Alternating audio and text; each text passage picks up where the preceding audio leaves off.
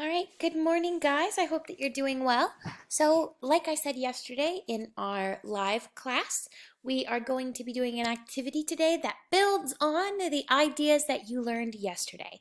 So, we finished all of the motivations for an empire, which were religious, political, exploratory, ethnocentric, and economic. So we finished going over those, and we also learned about another set of ideas that were the ideas for explorers, which were God, gold, and glory.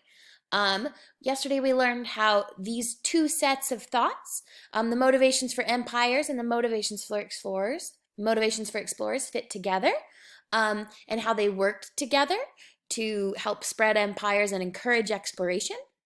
But today you're going to do an activity that builds on that, and you'll learn about a couple more explorers, and get to read a little bit about their biographies. So what you're going to do is go to this assignment here.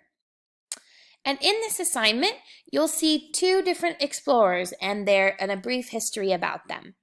See, you have two different explorers and a brief history about them. What you're going to do is read these histories, and then you're going to try to answer the questions. And the questions are asking whether their motives were for God, for gold, or for glory.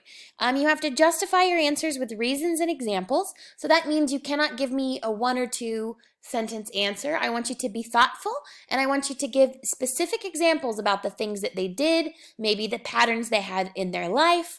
What did they do? How did they do it? And from that, how can you tell what their motivation was? You must give a strong justification, so I want multiple examples, multiple reasons for why you chose your answer.